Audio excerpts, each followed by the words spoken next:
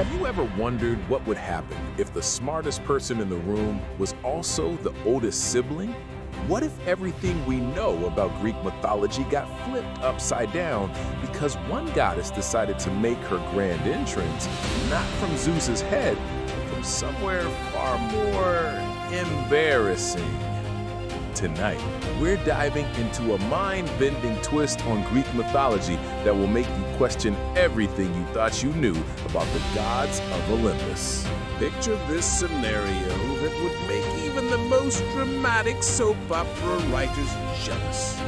Instead of Athena bursting forth from Zeus's head in all her armored glory, imagine her explosive entrance happening much earlier in the mythological timeline. We're talking about a moment when Cronus, that child-devouring titan, was in the middle of his most infamous meal plan. You know the story. Cronus had been warned that one of his children would overthrow him, so like any rational mythological parent, he decided the best solution was to swallow each baby whole the moment they were born. Hestia, Demeter, Hera, Hades, Poseidon. Down the hatch they all went, one by one, disappearing into the dark abyss of their father's stomach like the world's most disturbing magic trick. But what if, during this grotesque feast, Cronus suddenly found himself joking? What if his gluttony finally caught up with him in the most spectacular way possible? Picture the scene. This massive titan, ruler of the cosmos, suddenly doubling over as something gets lodged in his cosmic throat. His eyes bulge, his face turns an alarming shade of purple, and then, wham! Out comes Athena, not as a helpless infant, but as a fully grown goddess, already wearing her iconic armor and carrying her legendary shield, the Aegis. She doesn't emerge gracefully from Zeus's noble head like some divine birth announcement. No, she rockets out of Cronus's digestive system like a cannonball, while his grandfather is still coughing and sputtering in the background. How absolutely hilarious and horrifying this would be. The goddess of wisdom, strategy, and civilized warfare, the very embodiment of intellectual superiority, makes her debut not through some majestic divine miracle, but because a titan couldn't handle his food properly. It's like discovering that the most sophisticated person you know was born in the back of a taxi during rush hour traffic. But here's where this twisted origin story gets really interesting. Unlike her siblings, who were helplessly swallowed, trapped in darkness, Athena would be the only one who experienced the full horror of being inside Cronus's body while remaining completely conscious and aware. She would have seen the digestive process from the inside, understood the anatomy of fear and desperation, and witnessed the true nature of tyrannical power in its most vulnerable state. This unique perspective would make her not just wise, but terrifyingly insightful about the nature of power and corruption.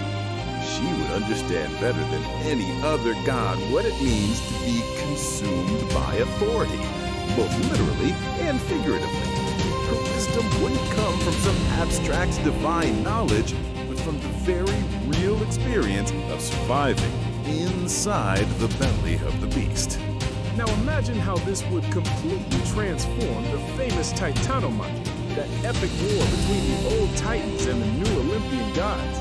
Instead of Zeus leading the charge with his dramatic lightning bolts and thunderous battle cries, we have Athena as the strategic mastermind, and her approach would be absolutely brilliant. Where Zeus would choose brute force, Athena would choose psychological warfare that's both genius and utterly maddening. Picture her calmly walking up to the enemy titans in the middle of battle, not with weapons drawn, but with the most devastating weapon of all, philosophical arguments. She'd engage them in complex discussions about the nature of justice, the futility of violence, and the magical inconsistencies in their worldview, until they became so confused and mentally exhausted that they simply gave up fighting. Or consider her engineering prowess, combined with the help of the Cyclops.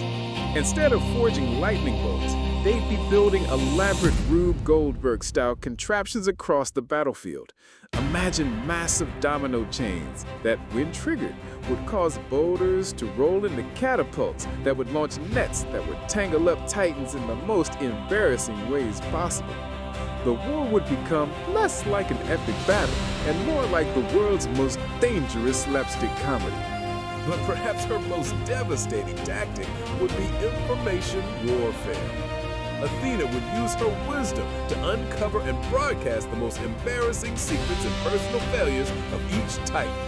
Imagine her setting up ancient Greece's first gossip network, spreading stories about which Titans had embarrassing personal habits, who was afraid of spiders, or who still called for their mother when they had nightmares.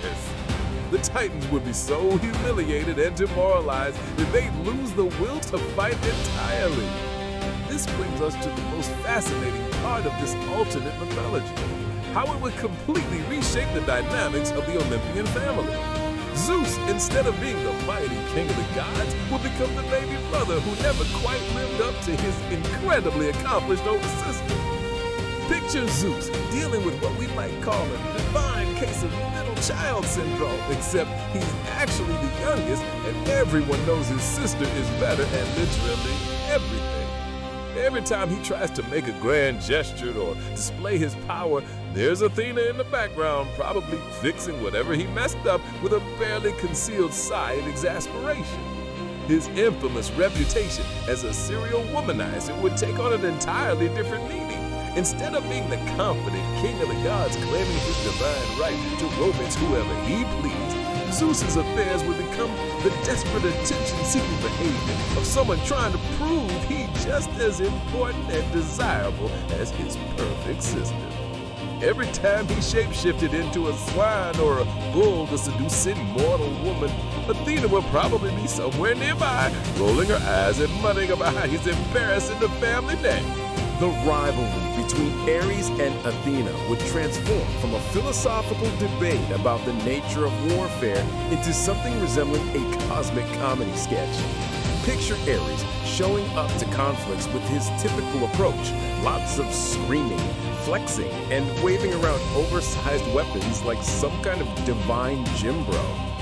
Meanwhile, Athena would defeat him using basic physics principles that any middle school student would understand.